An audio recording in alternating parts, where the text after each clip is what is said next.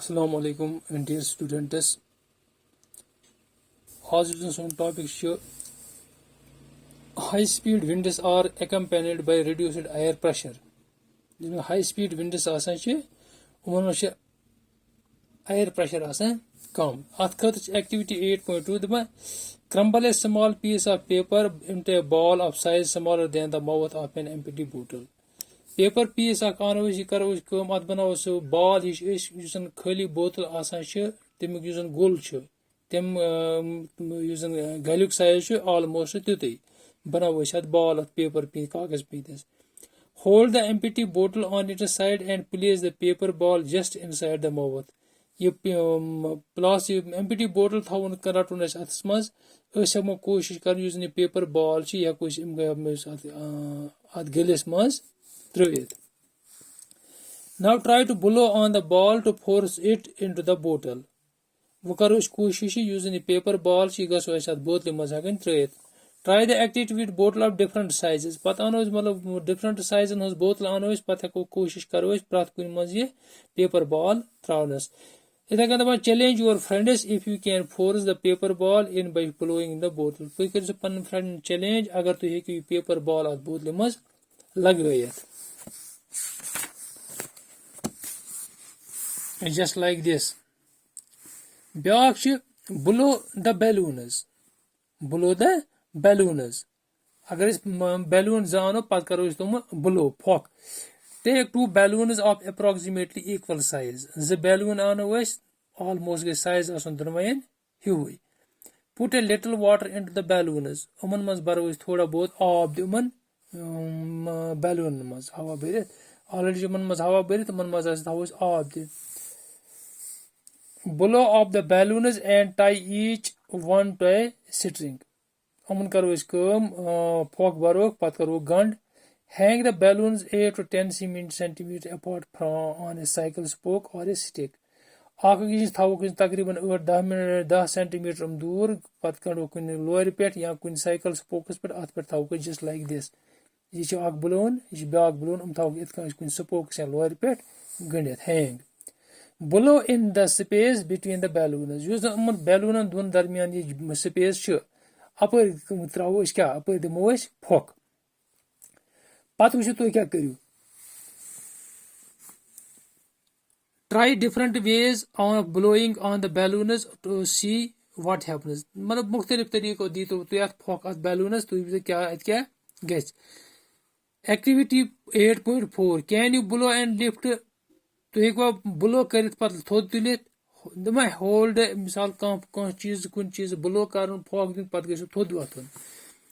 Hold a strip of paper 20 centimeter long and 3 centimeter wide. Ak paper strip on using 20 centimeter as your 3 centimeter as खोल.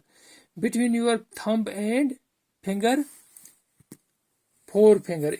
Using thumb to forefinger ch at between on at darmiyan. Pat karo is come or the most fork. Now blow over the paper. In paper pit the most fork. Just like this. Now what do you think? What will happen to the paper? Papers kya gets. Let us try to understand the observations activity 8.0 8.3 8.0 activity is paper ball has a both must be 8.3 balloon don space darmiyan has a phok दिउन हवा बरन इधर का 8.4 activity छ paper strip using 8.0 activity is paper ball बरन अत कत मज बोतल मज दबा when the where the observations along the lines of you thought do you get the feeling that the increased wind speed is accompanied by a reduced air pressure is wana using increased wind speed छ आसान wind using speed छ आसान तेज अत मज आसान air pressure come. When we blow into the mouth of the bottle, the air near the mouth has high speed. Using mouth's nazdik air rose at the speed varia. This decreases the pressure there. Pressure at the come. The air pressure inside the bottle is higher. The bottle under using air pressure shizad then near the mouth. Mouth using mouth air pressure should come as compared to under air pressure should both is very zad. The air inside the bottle pushes the ball out. Using air pressure अंदर छो ये शायद ball दिवान वापस धक. इथे कांच using activity 8.3 you saw that when you blew between the balloons using as हवा bore balloon दोन दरमियान they moved towards each other. How could this happen? से गई काम they moved towards each other. move करने each other.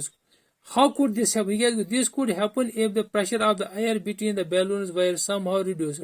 When balloon darmiyan the air pressure was thoda bahut kam, the pressure outside the balloon would then push them towards each other.